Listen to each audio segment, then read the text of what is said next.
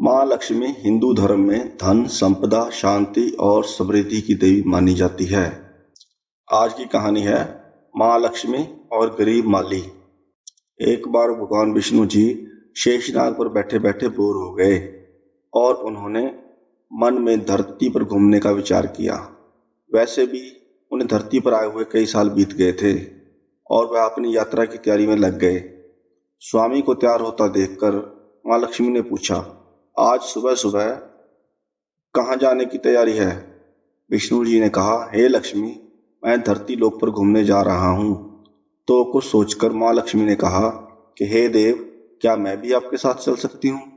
भगवान विष्णु ने 2 पल सोचा और फिर कहा, एक शर्त पर तुम मेरे साथ चल सकती हो। तुम धरती पर पहुंचकर उत्तर दिशा की ओर बिल्कुल मत देखना।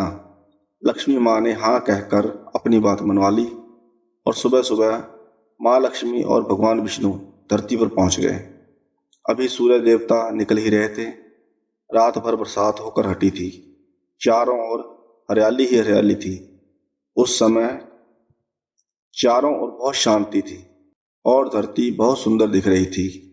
माँ लक्ष्मी मंत्रमुग्ध होकर धरती को देख रही थी और भूल गई कि पति को क्या वचन देकर आई है। चारों ओर देखते हुए कब वह उत्तर दिशा की ओर देखने लगी, उन्हें पता ही नहीं चला। उत्तर दिशा में माँ लक्ष्मी को एक बहुत सुंदर बगीचा नजर आया और उस तरफ से भीनी भीनी खुशबू आ रही थी। बहुत ही सुंदर फूल खिले हुए थे। यह एक फूलों का खेत था।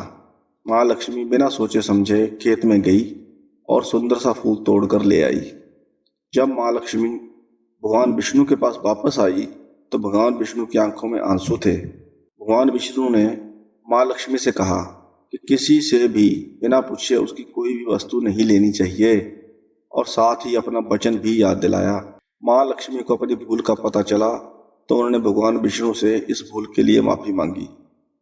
भगवान विष्णु ने कहा कि तुमने जो भूल की है उसका प्रायश्चित तो तुम्हें करना ही पड़ेगा। जिस माली के खेत से तुमने बिना पूछे फूल तोड़ा है वह एक प्रकार की चोरी है। इसलिए अब तुम 3 साल तक माली के घर में नौकर बनकर रहो। उसके पश्चात मैं तुम्हें वापस बुलाऊंगा। माँ लक्ष्मी ने चुपचाप सिर झुकाकर हाँ कर दी। माँ लक्ष्मी एक गरीब औरत का रूप धारण करके उस खेत के मालिक के घर गई। घर क्या, एक झोंपड़ी थी और मालिक का नाम था माधव। माधव की बीवी, 2 बेटे और 3 बेटियां थी। सभी उस छोटे से खेत में काम करके किसी तरह गुजारा करते थे। माँ लक्ष्मी जब एक साधारण और गरीब औरत बनकर माधव की झोंपड़ी में गई तो माधव ने पूछा, बहन तुम कौन हो?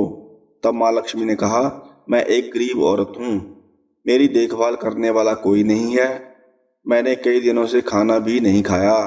मुझे कोई भी काम दे दो, मैं तुम्हारे घर का काम भी कर दिया करूंगी। बस मुझे अपने घर के एक कोने में रहने का आसरा दे दो। माधव बहुत ही अच्छे दिल का मालिक था। उसे दया आ गई। उसने कहा, बहन मैं तो बहुत ही गरीब हूँ। मेरी कमाई से मेरे घर का खर्चा मुश्किल से चलता है, लेकिन अगर मेरी 3 बेटियों की जगह 4 होती तो भी मैं गुजारा करता।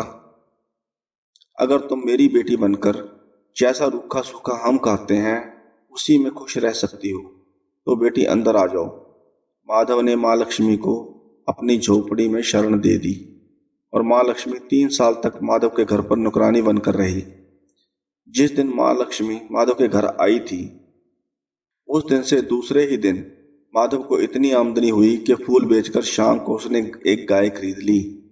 धीरे धीरे माधव के पास काफी जमीन हो गई और सबने अच्छे अच्छे कपड़े भी बनवा लिए और एक बड़ा पक्का मकान भी बनवा लिया। बेटियों और बीवी ने गहने भी बनवा लिए। माधव हमेशा सोचता था कि मुझे यह सब इस महिला के आने के बाद मिला है। इस बेटी के रूप में मेरी किस्मत आ गई है। अब 3 साल बीत गए थे, लेकिन माँ लक्ष्मी अब भी घर में और खेतों में काम करती थी। एक दिन माधव जब अपने खेतों से काम करके घर आया तो उसने घर के सामने द्वार पर एक देवी स्वरूप गहनों से लदी औरत को देखा। ध्यान से देखकर पहचान गया।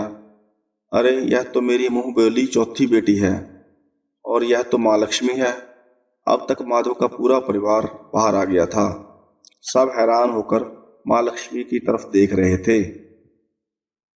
माधव बोला, माँ, हमसे ये कैसा अपराध हो गया।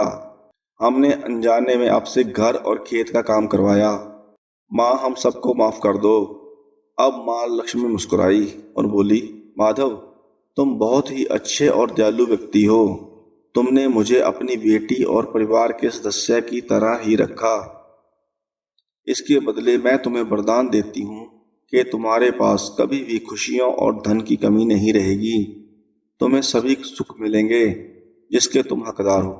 और फिर माँ अपने स्वामी द्वारा भेजे गए रथ में बैठकर बैकुंठ चली गई।